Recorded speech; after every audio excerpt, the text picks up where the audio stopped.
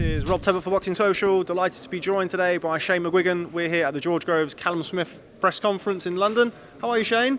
I'm good, thank you very much, Rob. Yeah. Nice to see you. Been a while. It's been good. Yeah, I've been busy. Gym's getting busy again. So, no, it's nice to come here, get a day out of the gym. An afternoon out of the gym, and then just announce the fight that's been waiting for a long time. Obviously, we're in the sort of closing stages of the camp as well, so they've done the press conference quite late. But looking forward to it, getting excited. Nice to see them sized up, beside each other and hear what they have to say. So we get a little bit of a little kick now for the last little part of camp, and then just sail it on in. Does that affect your preparation at all, the fact that it has been somewhat later, we're doing all the press stuff now as opposed to earlier on? Does that change your role as a trainer or change life in camp for George? No, not at all. I mean, what's great about this whole camp is that he's been in the gym for a long time, since he was basically given the all clear to sort of start training again. He was coming in, doing his rehab, we weren't punching. Then, pretty much since March, he's been in the gym. So, rehabbing it, doing everything, and that the fact that we've brought his weight down really slowly, he's had adequate enough time to sort of get all his rehab done, get confidence in his shoulder. Now we're in the heat of the camp and it's holding up really well, getting loads of sparring in. Everything's going to plan, and just the fact that the media sort of and the date was late. We knew we had an 8-week thing in the contract that they couldn't go. Before they had to give us 8 weeks notice effectively. So every week that went past, it was like almost a benefit to us. It was a bonus because we just had that little bit longer in camp, and we knew we were always going to have it for a full flat out 8 weeks. And when we got given the green light, it was just all right, let's really start putting the foot down and start pushing the lungs and pushing the sparring, and it's been great. How's George's shoulder? Obviously, a lot of the talk coming into this has been about will he, won't he? Callum mentioned in the press conference that the fight wasn't put on hold due to George's injury, which I found quite interesting. But what update can you give us with regards to George's shoulder? As we said in the press conference, he's genuinely firing really, really well. We've been doing lots of different training in terms of his upper body, but that's actually been a benefit. And these things, from a trainer, you're learning all the time, right? And I've now rehabbed the shoulder with a fighter at world level, so I really don't want us to be talking about the shoulder going into this fight, because it's not going to be an issue. So it's basically going to be a technical, tactical fight with two world-class fighters that we have to have full respect for, and he has to have full respect for us.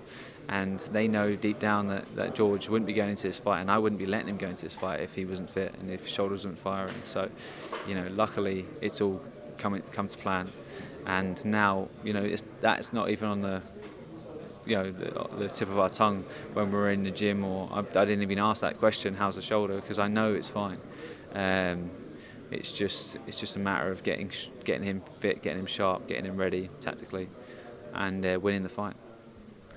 Just a word on the venue, Jeddah. What do you make of that? First of all, I'm interested to know what in your role as a trainer, I know you're heavily knowledgeable with regards to physiology of the body. How different will that be? Just been caught off camera. How different will that be for you preparing a fighter to go and travel to Jeddah? As I understand, it's going to be indoors, so maybe the heat isn't going to be as big a factor as people particularly thought it may have been. But just in the build-up to the fight, the last few days before the weigh-in, how is that going to be different for you? It's not going to be. I mean, it's always going to be a new experience, new culture. But I've had fighters in Vegas, I've had fighters in New York, and the boxers themselves have travelled around the world, and it's just something that they're used to doing. They're used to sort of packing up their bags and going away for a training camp. As I said in the press conference as well, it's not like we're fighting a Mexican in Mexico at altitude. We're fighting another English guy in Jeddah in an air-conditioned, stadium, and the time difference isn't really going to hinder us at all. It's only 3 hours, so going to the States, you sort of got to go out there early. You've got to get accustomed to that jet lag because you're staying up later. This is just going to benefit us. It's actually just going to make the event earlier on in the day and you're livelier in the day anyway. So it's going to be it's not going to affect us. We're going to go out on the Sunday. I've got Luke Campbell fighting in Wembley Stadium on the Saturday, and then we'll have our bags packed and stuff, get out there Sunday, and just sort of make weight Thursday, something different as well, just making sure we're training through that Sunday, because normally I would train on the Monday in. So just adjusting it a little bit, but there's nothing major that's going to be playing a big factor. Do you think the fight, I mean, everybody loves a domestic dust-up, do you think the fight loses any of its intrigue from a fan perspective being away in Jeddah as opposed to, say, in Manchester where George fought Chris Eubank Jr.? I think it would be silly to say it doesn't, because it does. It's not as relevant for the boxing fans over here, especially the casual fans. I mean, the boxing fans are always going to tune in the whole time. But, it's just... Prime example, Mikey Garcia versus Robert Easter Jr. It wasn't televised over here.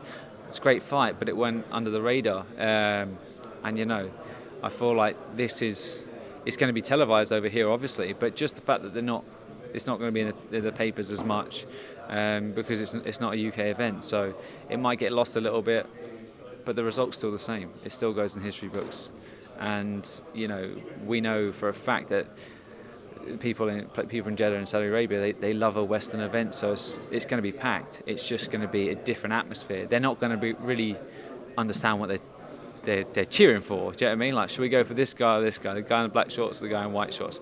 Okay, let's cheer him on. And so it's going to be a bit different, but nobody knows George's backstory out there. That he's lost a few times, come back, won the world title, and he would be the fan favourite and getting cheered into the ring if it was in the UK. It might not be the case in Saudi, but no matter what, we're gonna. It's all irrelevant once that first bell goes and the cheering and stuff. Once you're in the zone, you're focusing. As I say, it's irrelevant. Something George mentioned in the press conference, he said that this is his toughest test of the tournament so far. Something you've told me in the past as well, as you feel that Callum Smith is a more difficult proposition than Chris Eubank Jr. Why is that? Just a different. I think he's just a better fighter. Catches and fires really well. You see him against that Mohammadi. He's quite patient under pressure. He's got good hand defences. He's a big lump. He's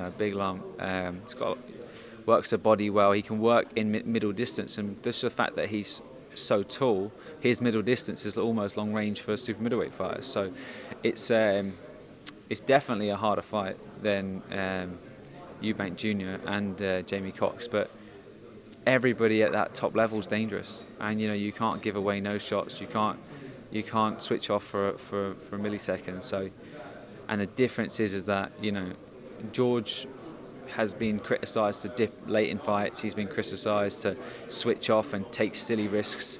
But the fact is that on his previous form, lately he's been switched on. He's been working the whole way through the 12 rounds. He's keeping his concentration. So Callum he has lapses of concentration. Maybe it's because he's fighting a lower opposition, but and I know he does rise to the occasion. But we'll see. I feel like we'll be able to lull him into shots and working on certain shots, and it's going to be explosive and an eye-catching fight from the first bell to when it ends.